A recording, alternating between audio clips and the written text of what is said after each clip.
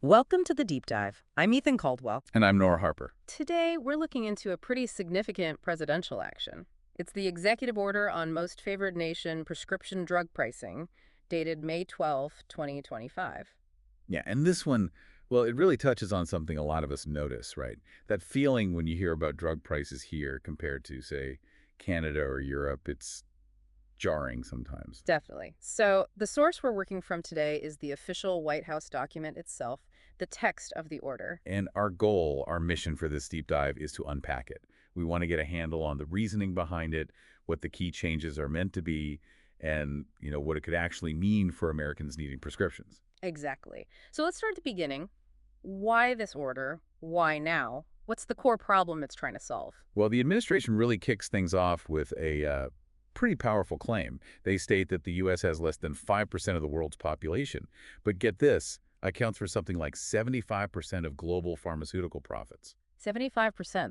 That's a really stark number. It is. And the order argues this happens because of how drug companies operate internationally. Okay, how so? The argument laid out is that these companies negotiate, or maybe are forced to accept, lower prices in other developed countries. And then, well, they need to make up for that somewhere, right? Oh, so the claim is they make it up here in the U.S. market. Precisely, by charging us significantly higher prices.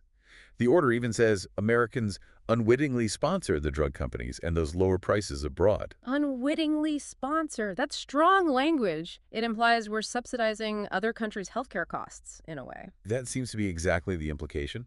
And they also bring up the role of U.S. public funding. Right. Things like NIH grants that support basic research, which might eventually lead to new drugs. Exactly. Plus, government programs like Medicare and Medicaid are huge purchasers of these drugs once they're on the market. So the argument is we fund the research, we buy a lot of the product, but we still pay the highest prices. Mm-hmm. And the order points out what it sees as a contradiction. Companies argue R&D is expensive and risky, justifying high U.S. prices. But then they seem perfectly willing to accept lower prices in negotiations with other developed nations. Yeah, that's the tension they highlight. So what it really boils down to, according to the order, is that Americans are paying, what, almost 3 times more? That's the figure used, nearly 3 times more for the same drugs, sometimes made in the same factories, compared to people in other developed countries. Wow. And so the stated goal here is pretty straightforward. Americans, being the largest purchasers, should get the best deal. The aim is to align our prices much more closely with those lower prices found elsewhere. Okay, so that's the why.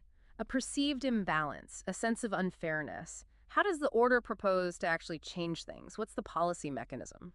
The core idea is this shift towards most favored nation pricing, MFN pricing. Most favored nation. Can you break that down in this context? Sure. Essentially, it means that for prescription drugs and biologics covered by this, the price Americans pay should be benchmarked against the lowest price the manufacturer charges in any comparable developed country.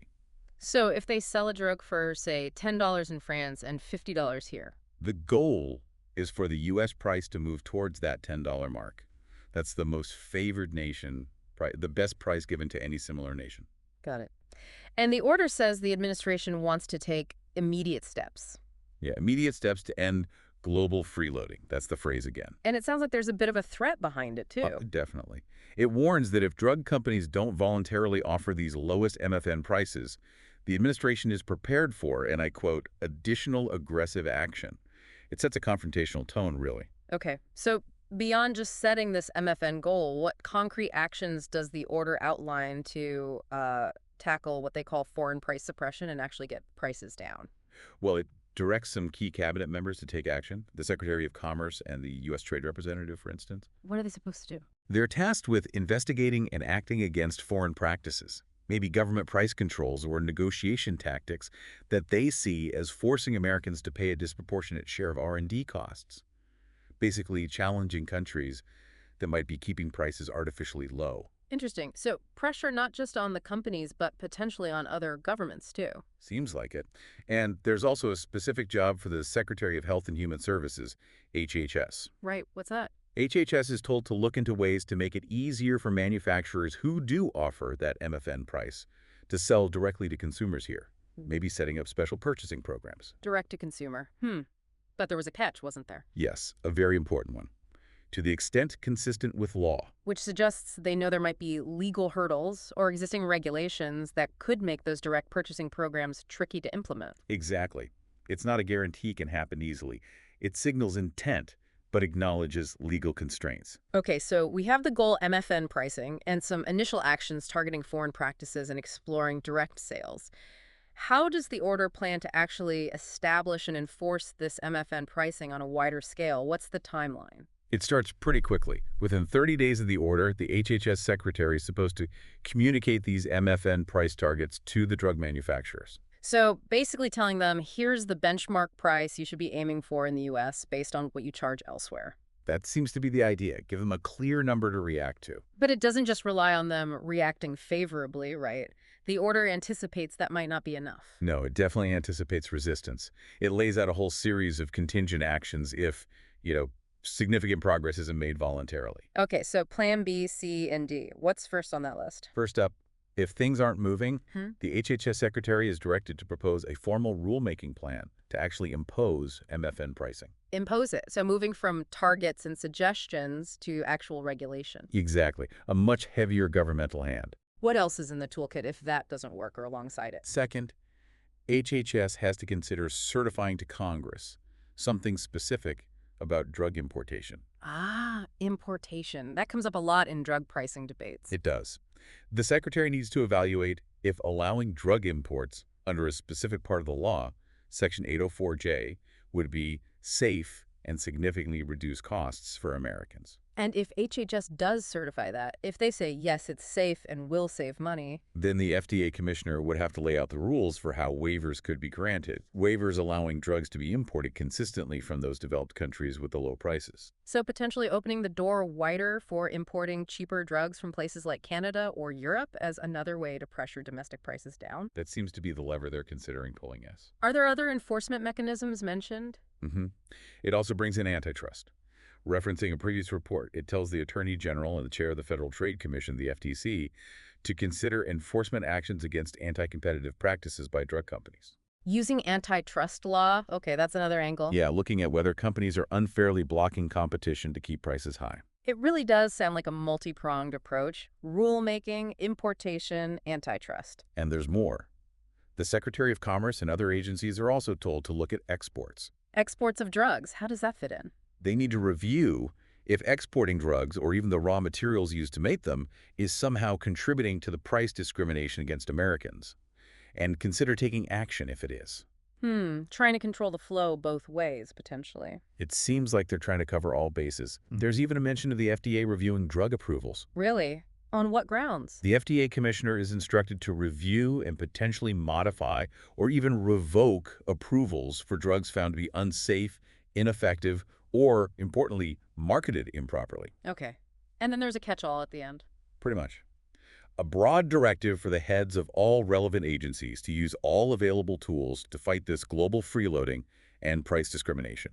So it's a very comprehensive, almost kitchen sink approach outlined if voluntary compliance doesn't happen. It certainly reads that way. Incentive first, but lots of potential enforcement actions waiting in the wings. Now, like many executive orders, this one includes some standard legal language at the end, right? The general provisions. Yes, Section 6. It's important boilerplate, but worth noting. What does it clarify?